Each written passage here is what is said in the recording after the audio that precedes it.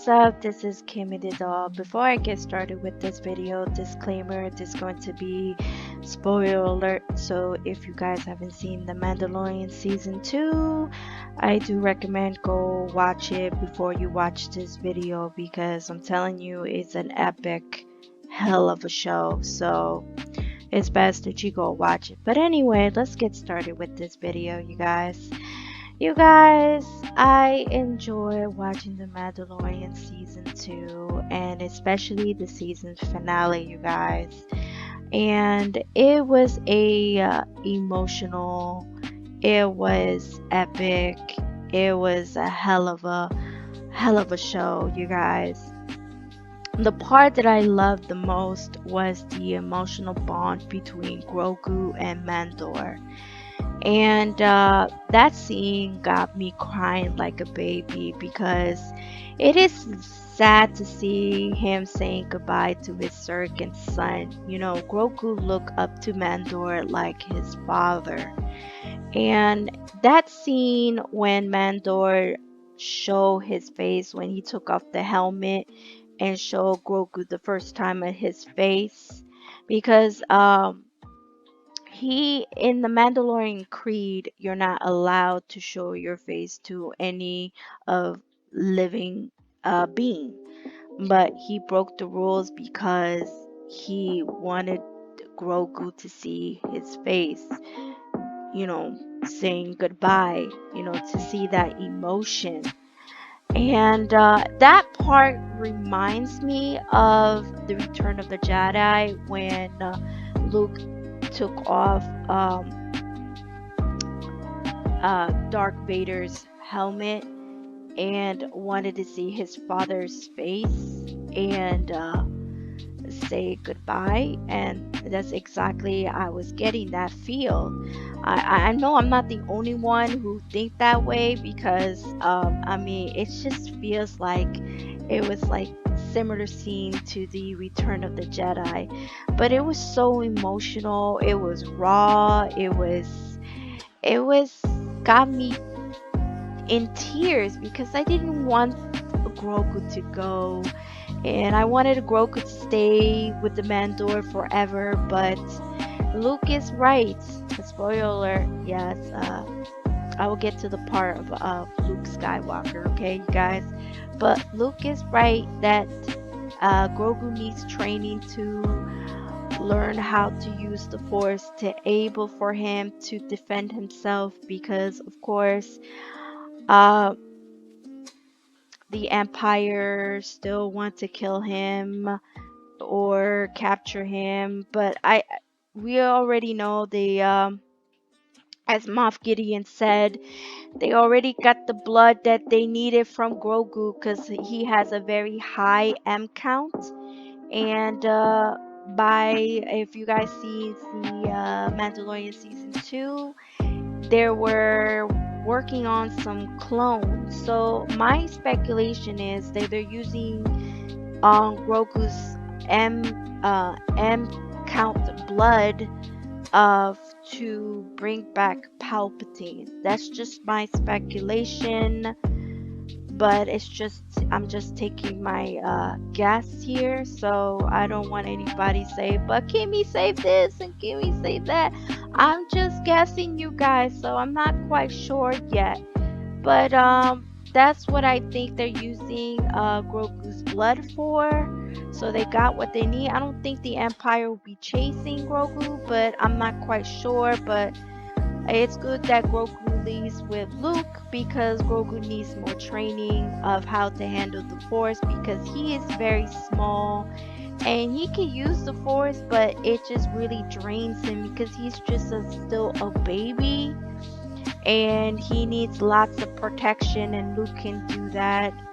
And it is best that he goes with Luke, even though I didn't want Grogu to go because I really enjoy watching them two having adventure and seeing that little guy always with Mandor, and it's just so adorable, you guys. But it was just so raw and emotional, and you see Mandor with his with his tears crying as Luke walk away with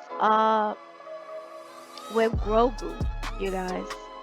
And let's get to Luke Skywalker. Yes, you guys. So the one who answered the call is Luke Skywalker. And for real, you guys, I was not expecting Luke Skywalker because I was thinking, who will train Grogu? Because as Ahsoka Tano said, there was very few Jedi's. And, and of course, Ahsoka Tano didn't want to train Grogu because she's afraid that it will lead him to the path to the dark side because he is emotionally attached to Mandor. And so she's seen that before with Anakin. So she's afraid of, walking Grogu to that path. So she wouldn't dare to train him. So the one who answered the call was Luke. And I would say Luke is a perfect choice to train Grogu because Luke is not afraid to use his emotion because he used his emotion to persuade his father of going back to the the good side, the light side of the force, and he was not afraid because Luke knows how to balance that out, not falling into the dark side. And that's many of the Jedi's mistake is not trying to not to be emotionally attached, because if you are emotionally attached, you will become fall into the dark side. But Luke balanced this out, and with his teaching, he can teach Grogu to balance that out and not to be afraid to use his emotion, because Grogu is attached to Mandor because he looked up to Mandor as his father. He is considered like he is his father. And so, of course, Luke is a perfect choice. I like, for real, you guys, I wasn't expecting Luke would come and answer, but it was epic. Look, let me tell you guys. When Luke came in, it was a hell of an entrance. You guys, it was a hell of an entrance. I haven't seen an entrance like this since Rogue One. If you guys recall how Darth Vader came in and whooped some ass, Luke Skywalker came in and whoops some ass. I wish I could show you the guys of the video clip, but I wish I could do that. But knowing Disney, they will hit me with a copyright claim or a copyright strike. I am not risking of it. So if you guys want to see that part, go watch it yourself. It's on Disney Plus, and watch it, because I'm telling you, he came in whooping some ass. He whooped the dark stormtroopers, and he came in and sliced and diced and used the force, and I mean, he went in. He was OP. This is the old Luke Skywalker that we love, not the depressing star Luke Skywalker that we seen in the movie. This is the Luke Skywalker at his prime. He was whooping those dark troopers ass, and he came in like a boss. And that was a hell of a epic entrance that he came in. And I'm telling you, I was just so shocked and surprised and excited to see him, with his green saber. I do like let's talk about the digital face, the CGI face. Um I would say the CGI face was not bad of Luke Skywalker. It's better than Princess Leia. If you guys remember the Rogue One incident, that was terrible. The Rogue One CGI face was terrible. This one, it's not bad. It's not that bad. So I mean, it wasn't the worst, and it wasn't the best. It was not bad. It was okay. So I wasn't bothered by it. I just liked the part when Luke came in like a badass and whooped some ass. That's something I love to see what a true Jedi would do. You guys say, but it was an epic scene seeing Luke Skywalker save the day and came to get Grogu. The part that I liked, I also like, was Moff Gideon versus Mandor. Uh, Mandor used the spear of Bestar. Bestar, I can't pronounce it correctly. It's the hardest metal that is originally from the Mandalorian, and it's the hardest metal versus the black saber. And of course, Mandor won.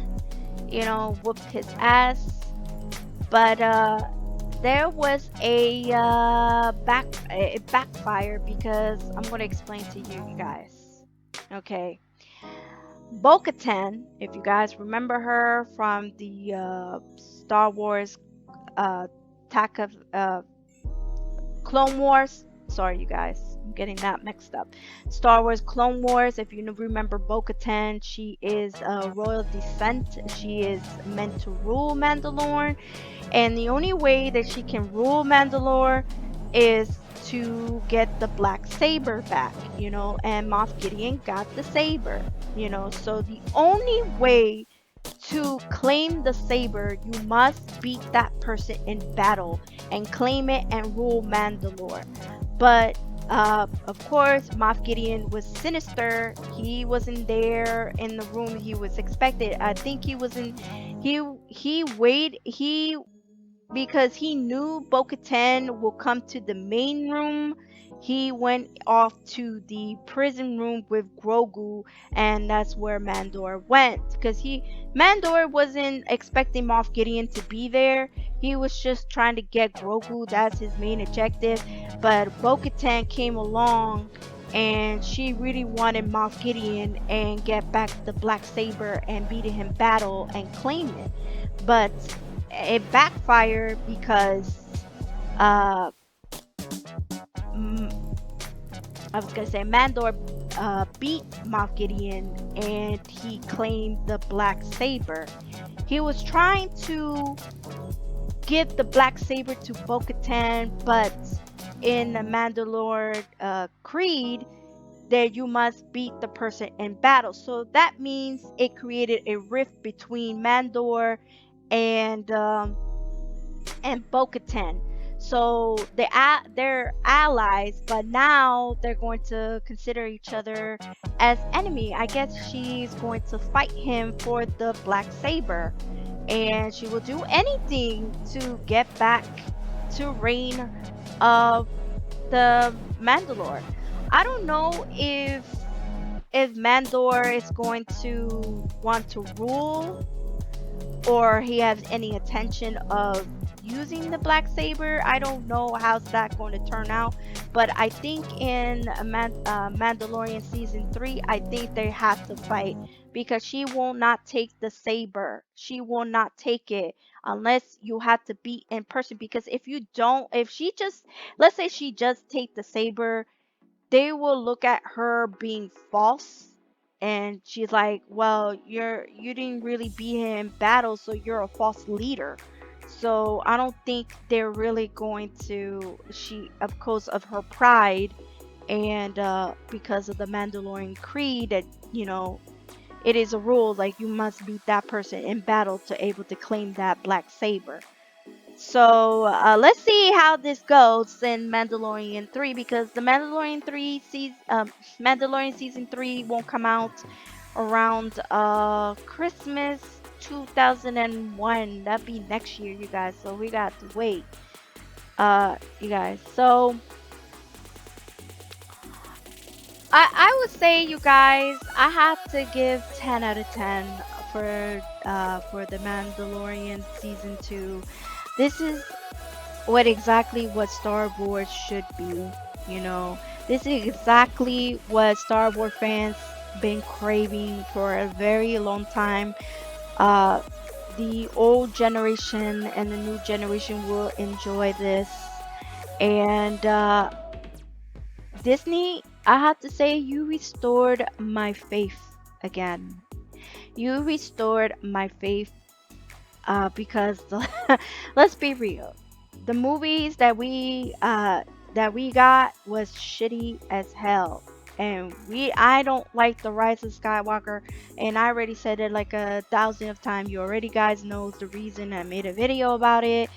I wasn't happy to it. And the ending versus the Rise of Skywalker versus the Mandalorian, I have to say that the Rise of Skywalker, I didn't have any emotional attachment to it. There was no feelings, no emotional. It was they were supposed to give you to make you cry, but it didn't work. But this one is a tearjerker. Because when you see the final goodbye and you see the emotion and the bond between Mandor and Grogu, it felt so real. It felt so raw, and it just I felt it. I felt it, and I not only that, you guys, the epic entrance that Luke Skywalker did, and it was great to see Luke at his prime whooping some ass, and I enjoy every minute of it.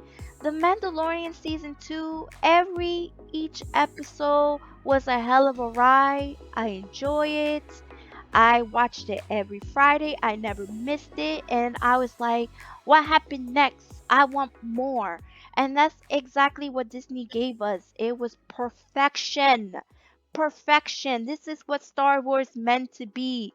Because when we dealt with this shitty ass movie, it was bad. I was not satisfied. I lost faith in Disney, but Disney, you has restored my faith because you did it so good with this Mandalorian, and I can't wait that it's going to happen for season 3. I'm excited.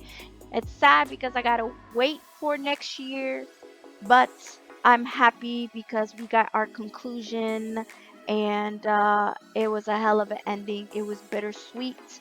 It's bitter because you didn't want to see Grogu to go, but it's sweet because you get to see the emotional between bonds between Grogu and Mandor. So, anyway, you guys, at the end of the credit of the Mandalorian of the season finale, season 2, they will have a show called the Book of Boba Fett. So I am quite curious what's going to be about. I'm definitely going to check that out. Not only that, they're going to have Obi-Wan Kenobi show, uh, Star Wars Ranger, and Ahsoka Tana. So I'm definitely will check that out. And if you guys want me to do a review on it, comment down below. But anyway, you guys, what do you think of it? If you've seen it, comment down below. What do you think was your favorite part of Mandalorian season 2 finale? And if you like it so much, and comment down below and tell me why. I would love to hear from you guys. But if you guys enjoy watching my video, please hit that like and subscribe. And I'll see you guys to the next time. Bye.